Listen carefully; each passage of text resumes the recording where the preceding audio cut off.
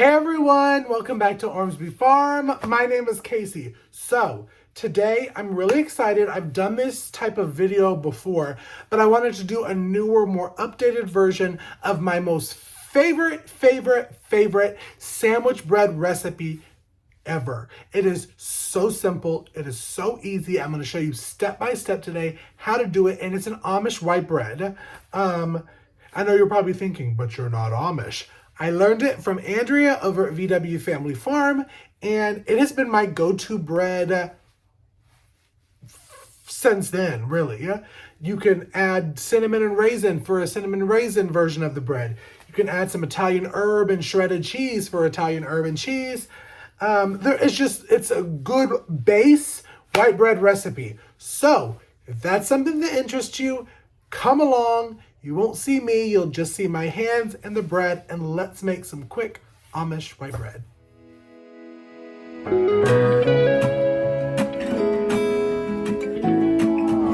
I'm coming home.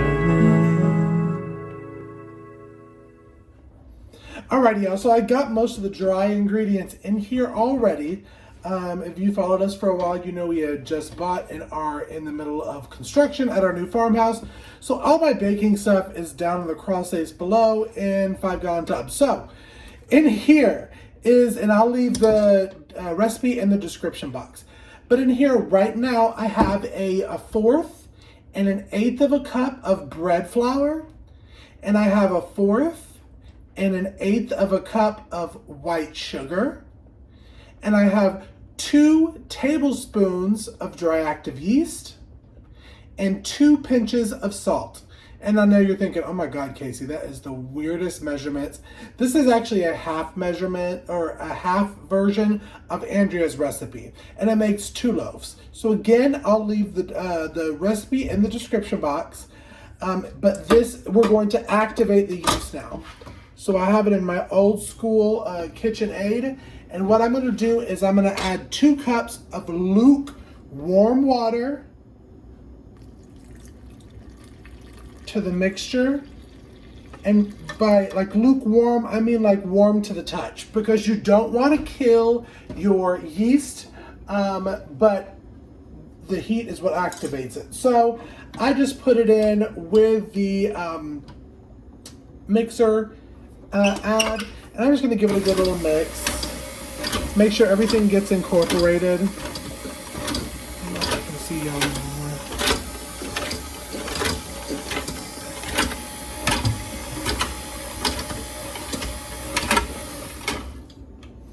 And this whole recipe is going to be a 1 bowl kind of thing. Well, until we have to move it to the pans. But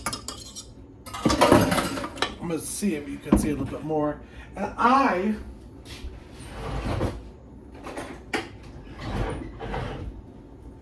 I like to do a little old school too, and just give it a good mix with this whisk too. Make sure everything is incorporated. I don't know if you can see in there. But now what we're gonna wait for is I'm gonna cover it and we're gonna wait for it to be frothy. It's gonna foam up, and that usually takes about 10 minutes. So I'll see you back in about 10 minutes. Alrighty, y'all, so it's been 10 minutes. And I don't know if you can really see it on the camera. Let me see. That it is very frothy on top, which means the yeast has been activated.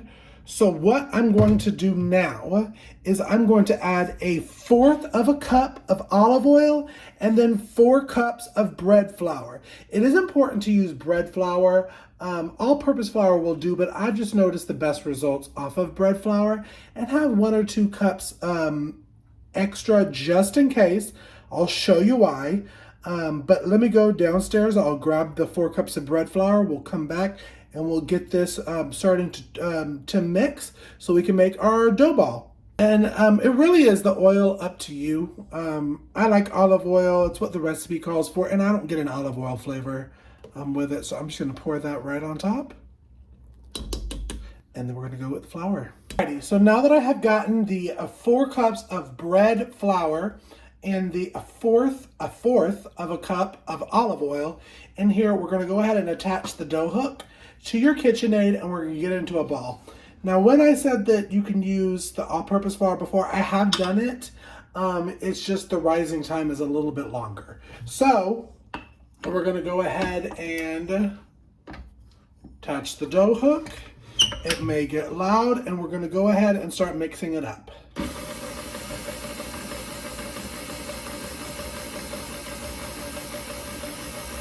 I always start it off slow so flour doesn't get everywhere.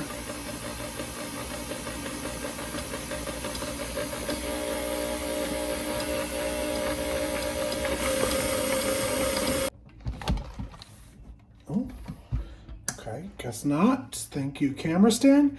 The dough is going to pull from the side, so it's going to clean up after itself, and that's when you know that it's a good dough and there's enough flour in there. Now, all of that is based off of the humidity in your house, the heat, that kind of stuff. But if it's not pulling away, if it's still sticky, you're going to want to add, I like to add a tablespoon of flour at a time. Just 1 tablespoon at a time until it pulls from the wall. But this is looking pretty good right now, so we're just going to go ahead and continue to mix.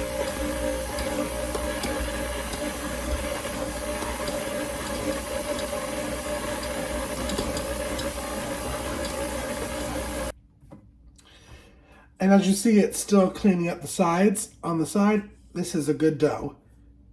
Not too sticky, just sticky enough. A little bit's coming on my hand, but it should still be good. I'm just gonna do a little bit more cleaning.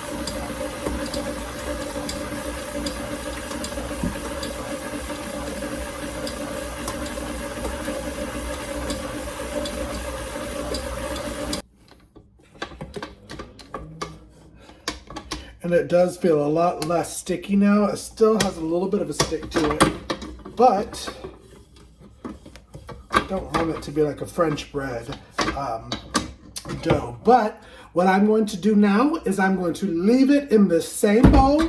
I'm going to cover it, and we're going to let it sit inside of the oven to proof for a half an hour. So we'll see you back in a half an hour. Alrighty, when the 30 minutes is up, your bread should have doubled in size. You see how it's bouncing back when I touch it? Means it's good. It means it's good right there. So you want to oil up your hands. We're going to punch it down, and then we're going to cover it and let it sit for another half hour. Alrighty, y'all, it's been another half hour.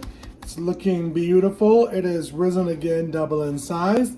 And I'm going to do the same thing. I'm going to oil up, I'm going to punch it down, I'm going to form it back into a ball, cover it, another 30 minutes. All right, so it's been another half hour, and the bread has risen like it's supposed to, nice and beautiful. What we're going to do now is we're going to separate it into our 2 loaf pans. One thing that I also do when I do this recipe is sometimes I will make it into dinner rolls that you could then either have for dinner or make biscuit sandwiches to throw in the freezer. But because we have contractors working at our house, we are going to do, or at the farm, we are going to do 2 loaves so we have enough bread to make sandwiches for the whole gang. So what I'm going to do now is I'm going to punch it down, and then we're going to shape it and cover it for yet again another 30 minutes. So in the 30 minutes, we will see you again. I also have preheated my oven to 350 degrees. So you want to go do that in the last rise. So I'm going to go ahead and get it shaped in all these pans. Normally I have a little bit of the spray oil, but what I'm going to do is I'm just going to rub it in. Pour some in there. And just lather it up. If you think you have enough oil in there, put a little bit more.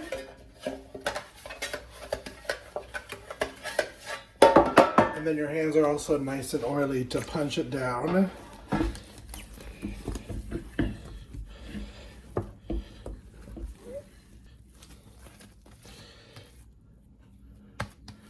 So what you want to do is in half, we'll just pinch and squeeze, and then I'm going to form it into the shape that I want.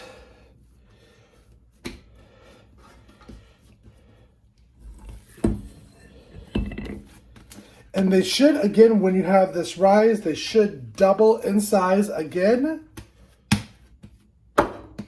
And so they'll fill out the pans. This one looks really small, but I promise you it will rise up and look beautiful. So, see you in 30 minutes. It would also be a good time if you wanted to have more of a golden top on your breads to do an egg wash. Because that will crisp up the crust of it, give it a good, nice golden brown look. Or to do an Italian urban cheese, you can go ahead and shred some Parmesan cheese and throw Italian seasoning on top of the bread at this time before you let it rise, so it will rise into the top of the bread. We're just doing regular white, but I wanted to tell you those are options. Alrighty, so they have doubled in size, as you can see. You could even let them go even further than this. But what I'm going to do now with them is I'm going to put them in the oven. It's the preheated 350-degree oven for 26 minutes. And then after that, we'll take them out and put them on a cooling rack. And hopefully, I'll show you cutting into them. But if I don't, you take them out and I'll show you when they come out of the oven. And then let it sit and cool for 24 hours until you cut in with a bread knife. It's important that you cut with a bread knife. Hopefully I'll be able to show video here of me cutting into it. But y'all, it is that simple. It's a long process, but it's a set it and forget it kind of recipe. It is some of the best white sandwich bread that I've ever had, and it's so easy. Make 2 loaves, you're good for 2 weeks. You can make some rolls, make some sandwich buns like a sub roll. It is so delicious, so I hope you try it. Well, y'all, thank you so much for tuning into this video. If you enjoyed this video, give it a thumbs up and make sure that you're liking and subscribing. Go ahead and hit that bell icon so you know that anytime that new content drops to our channel. Follow us on social media at Instagram and Facebook at Ormsby Farms. We post there every single day. And until next video, thanks for stopping in the kitchen with me. Be blessed. I wanted to say, when you're freezing your breads, pre-cutting your bread is the best way for the texture to remain the same after you defrost the bread. So I wanted to throw that in there. I'm coming